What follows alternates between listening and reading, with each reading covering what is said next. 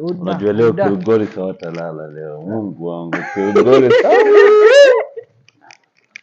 Mambo inachemka kwa hiyo. Asholeng. Why would women have to rape me? Unajua wangeniambia tu wewe Like to know your body count, man. Just be free with us. Huh? Be free with us. Tuambie tu body count yako. Body count. Body count yangu ni Kajoji. Karuga. You know, the local Mwananchi, Mr. President, hustler. The hustlers wanalalamika mazee. Roma kitu yenye walikosea ni vile walisema mimi ndio nilikutana na Jay-Z. I was born in the 80s, right? Yeah. I was born in Pumwani. I was raised in Isli. I lived in Isli, Muyuyu Road, Section 1 for 10 years, you know. But then the money I was getting from shows was even more than pilots at that time. Ama endorsements. Mimi nifanyaga endorsement ya kampuni fulani hivi walikuwa wanauza condoms. Wagwan guys, welcome to Tanonane TV. Leo tuko mahali fulani na the president ama Prezzo, as well mnamjua, the courtesy of Lakewood Hotel pale Suswa, mnafaa mtembee pale muone. So Prezzo, how are you, bro? I'm easy, bro. You good? What's good? How's it going? I'm good. Uko fresh Sebo. Yeah. You know what Sebo means in Uganda, in Luganda? Yo, Sebo means sir. Sir, yeah. Yeah, like it's a name with respect, you know? Yeah. So, salute Sebo. Thank you. Okay, you should tell us something, introduce yourself. Yeah, what's up everybody? I'm Mr. Need no introduction at all.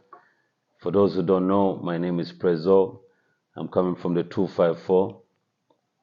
But I act like you know, I'm with Sebo. Yeah, tuko tu hapa tu tumeamua leo tupige story. We know more about him. Yeah. We've been just listening him. So bro, like as a msanii, Do you mind if I smoke? Oh no, actually. Yeah, sure. You can smoke. Oh. Okay.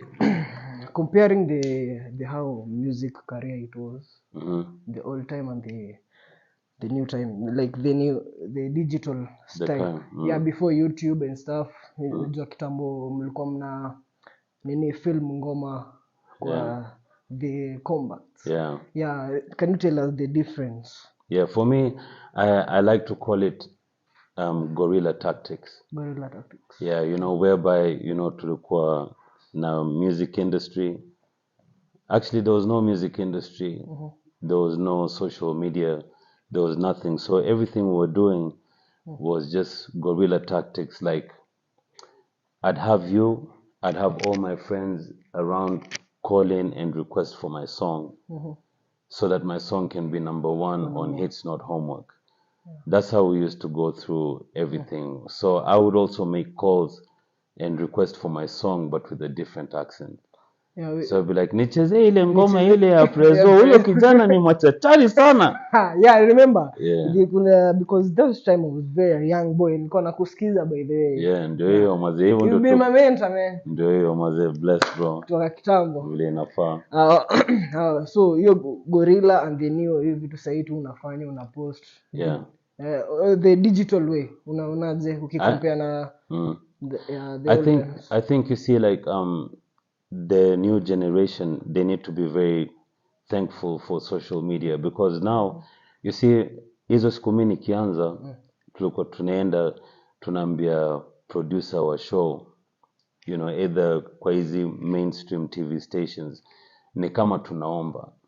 You see, let me rephrase that. Mimi nilikuwa sipitii hizo kwa sababu mimi ni Prez.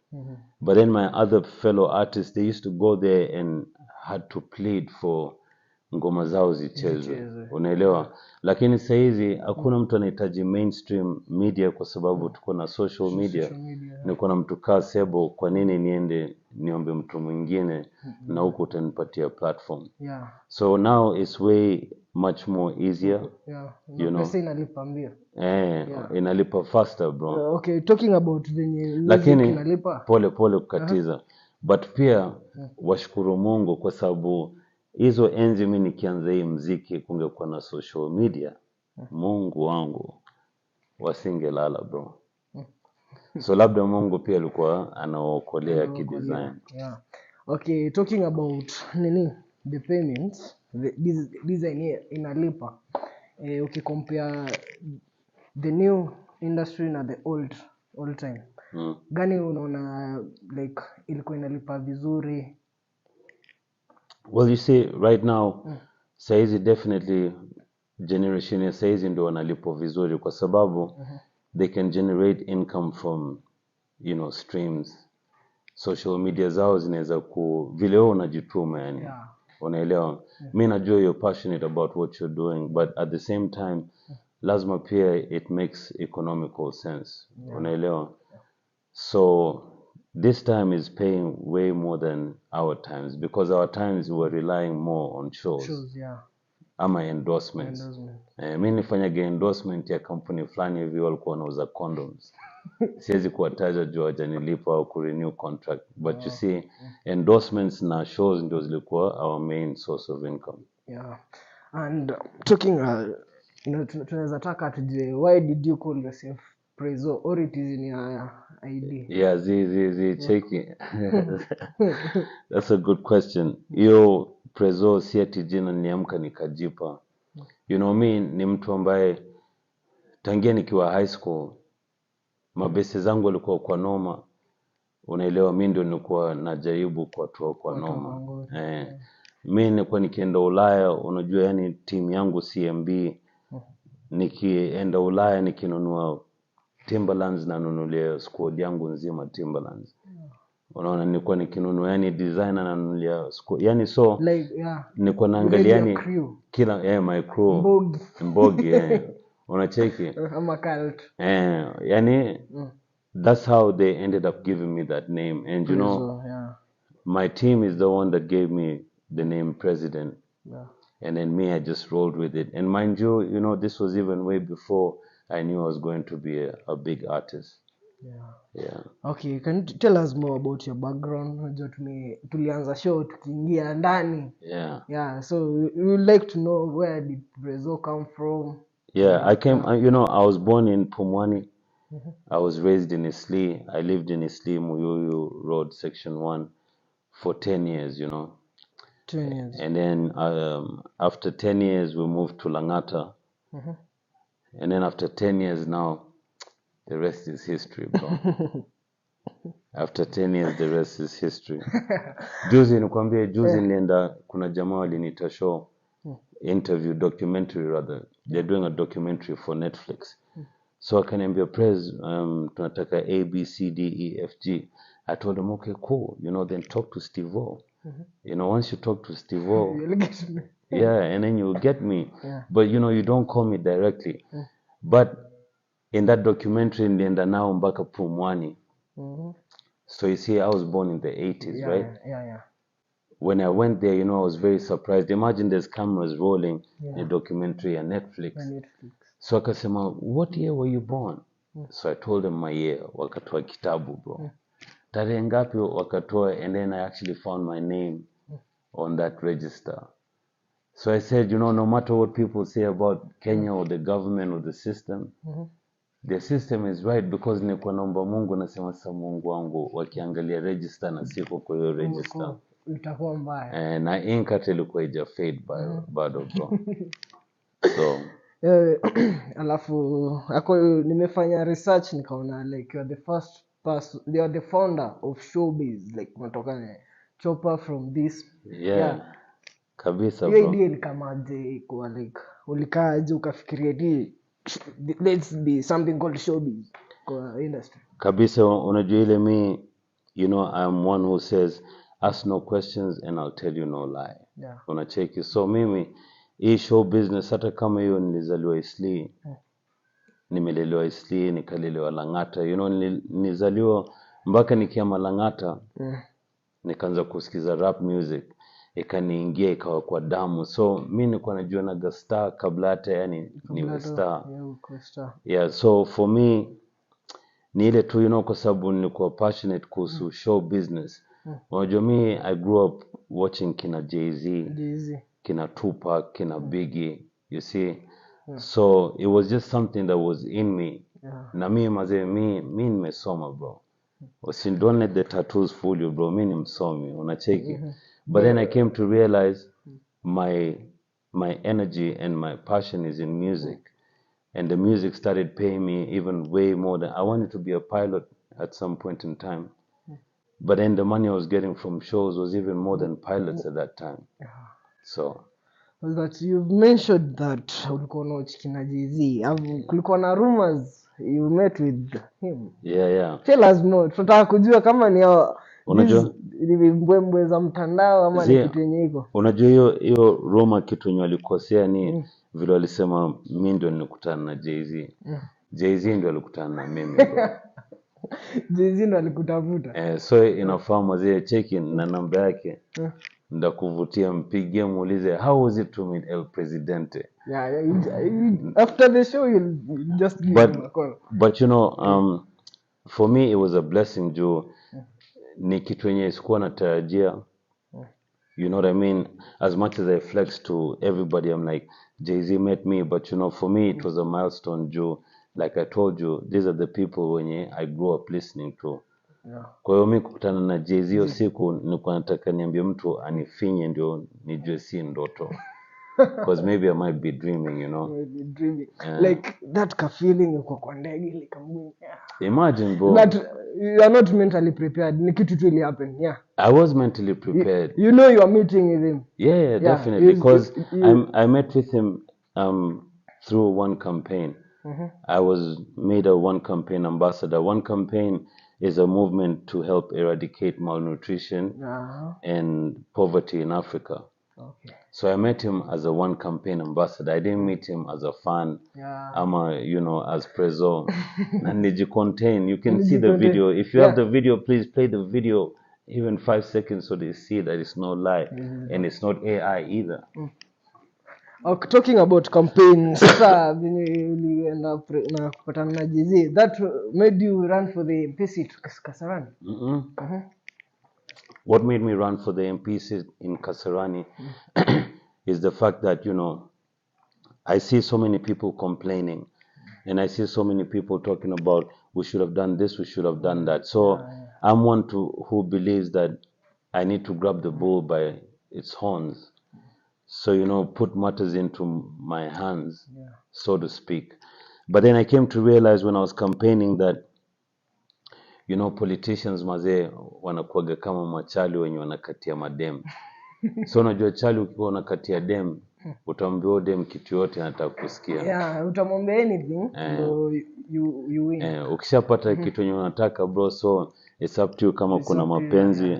Sasa yeah, so I put matters into my own hands. And you know, mind you, how are you going to win if you don't play? Yeah.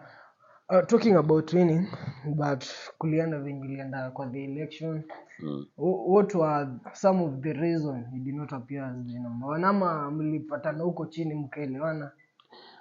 Hiyo kusema kweli unajua ni story refu jo. Yeah. Lakini you know what's understood doesn't need to be explained. Although you know for me kama mtu yote mwenye amenifuatilia mimi ni mzalendo jo. Mimi nilienda Big Brother, you know, like everything I was wearing in that house for 90 days had to have a Kenyan flag. You understand? So let's see how it goes, you know. 2027 si mbali bro. And maybe say tutaangalia hata UMP-ship, tutaangalia something bigger. You are a Prezzo, you should run for the presidency. Speak it, believe it, receive it. Yeah. Talking about, before to talk the political area, you've seen like uchumi wanaumiza wananchi. Mbaya. Like you being one of the aspirants, you are a politician too. Wewe ni msanii politician. Would pass a message to all Kenyans when wanaona like the government inawafinya, waambie kitu tu. Yeah, I think, you know, for the government, you know, the people are complaining. You see, if you don't mind, Sebo, I'm going to talk straight to the camera. Yeah, it's the people are complaining. And, you know, whenever you find more than one person or two people complaining, then that means there's a problem somewhere.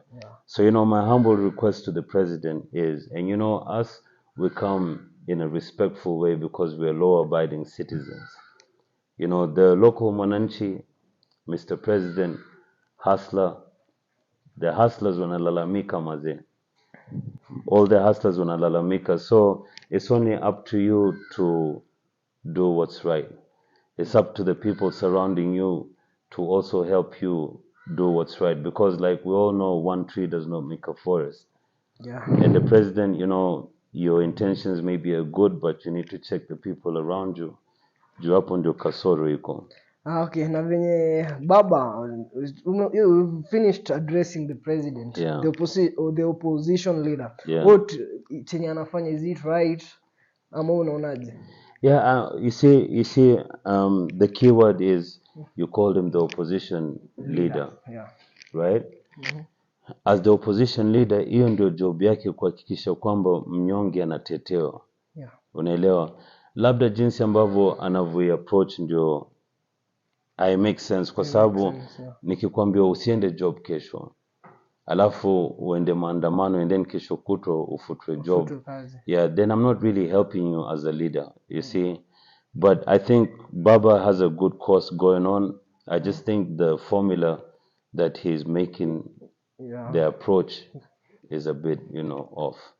So to these youth wenye wanaenda hiyo maandamano, give them a piece of advice. Yeah, to the youth, at the end of the day, unajua hakuna mtu mwenye anaweza kukupenda ama kukujali zaidi ya wewe unavyojijali. Yeah. Wewe uko na familia, unasema kwamba siendi job, naenda maandamano, lakini kumbuka mdosi wako akikufuta, hakuna mtu atakulishia familia yako isipokuwa wewe. Unajua, so we have to be nutritious about everything. Ndio basic uko juu, lakini wewe huwezi kuniconvince mimi nisiende job kwa sababu ya na sikulipi.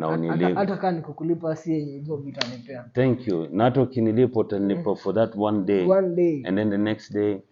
Unaelewa? Na alafu mimi ndakuwa nimekwambia uende kuandamana. Mimi jioni niko na mansion pale. Mbaya bro. Huko ghetto. Hata kwa hiyo maandamano unajua tuko kwa gari ziko na AC, ziko na vipwepe, Yeah, and so moving away from that, I would like to ask the most memorable fun you've had in the industry. Yeah. Au nitakuwa na kudanganya sebo. I've had so many, bro. Kuna ile moja like I've had so many, bro. From women giving me their panties, women throwing their bras. Unaelewa, to brothers who can rap my songs word for word. Yaani unapita tu mali unasikia someone is listening to my song. Not even listening. Rapping to it word for word, bro. Word for word, yeah. So you see, for me, moments like those, right? They're priceless. Prezzo. Yeah. What is the most outrageous rumor that you heard about yourself? Hey, nimepause kwa sababu ni nyingi, lakini the fact that you said outrageous, there's one time, like I think 2 years ago, they said that I got raped by 3 women and I was put in hospital in ICU. So I'm like, come on, let's put one and one together, okay?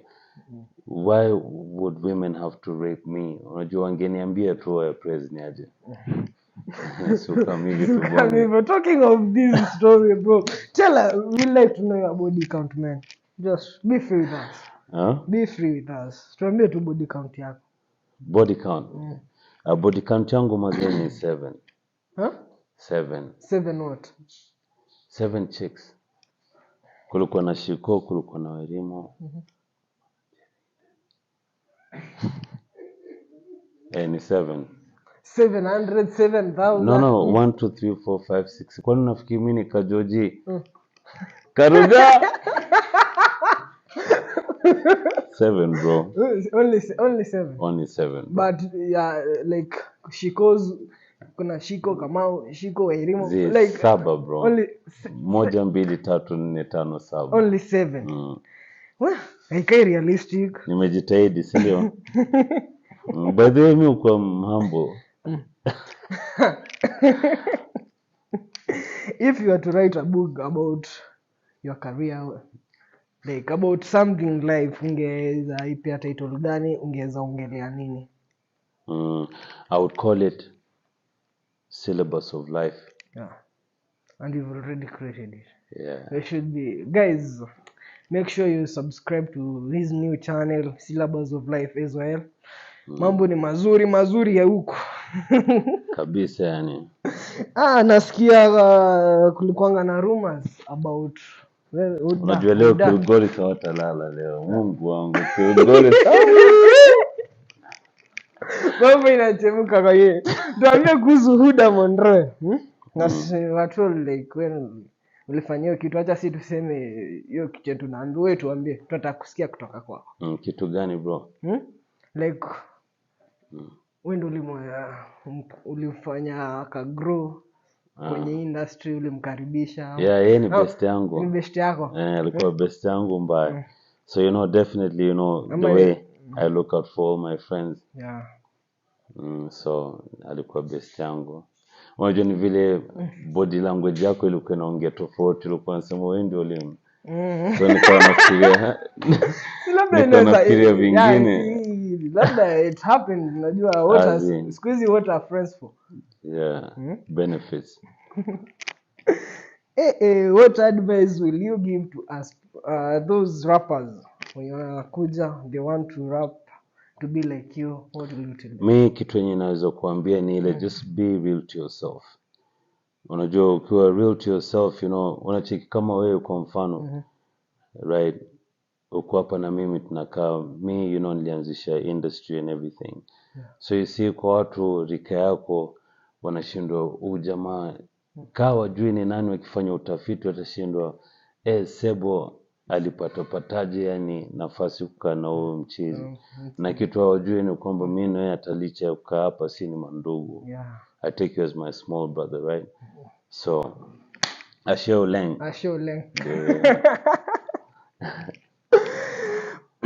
If you were to create a super group with dead or alive rappers, you work mfanye project moja wazimu, nani ndo ungeza choose?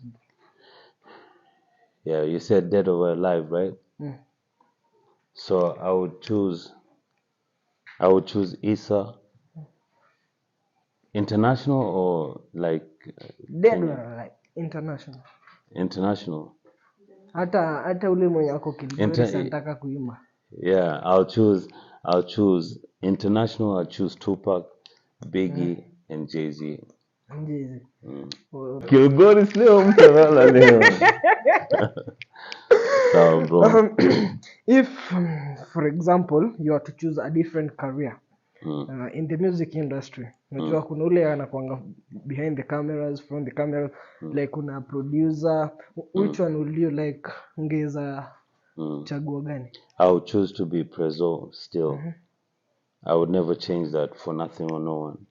I'd choose to be Prezzo. I choose to be the artist. Yeah, to be the artist.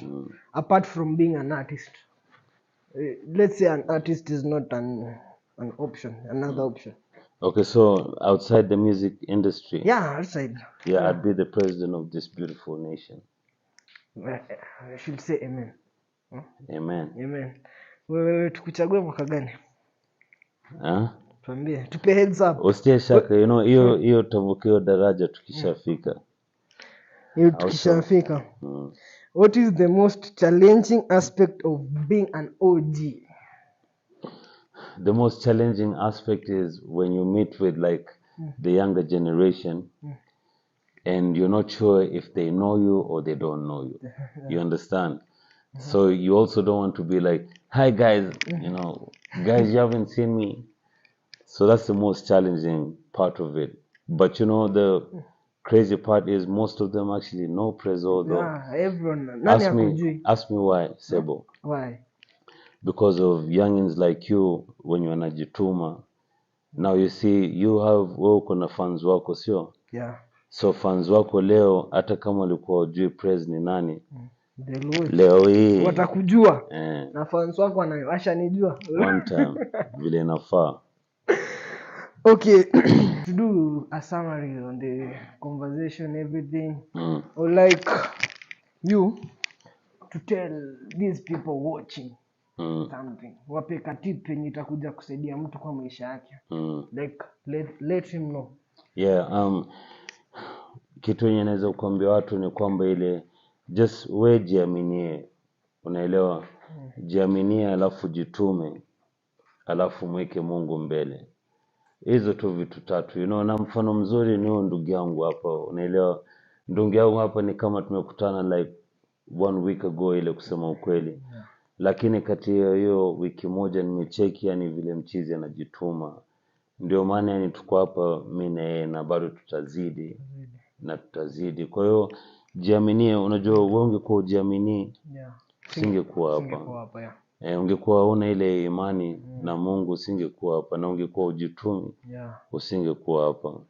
So at the end of the day, hiyo tu, and what's understood doesn't need to be explained. Last but not least, please make sure you subscribe, check out SOL, kama kawa kama dawa. Yeah, Boom. 58 TV, we're in the building. We should shout out to Kajoji. So ngoja. Before we sign out, so what would you like to tell the people, Sebo? First, thank you for coming. We really appreciate you here at 58 TV. I would like to tell them, relax, pesa inajileta ukijituma, expect kukaa kwa nyumba upate pesa. Jitume. Young man, follow my YouTube channel. We have TikTok account, Instagram account at 58 TV show. See you next time, guys.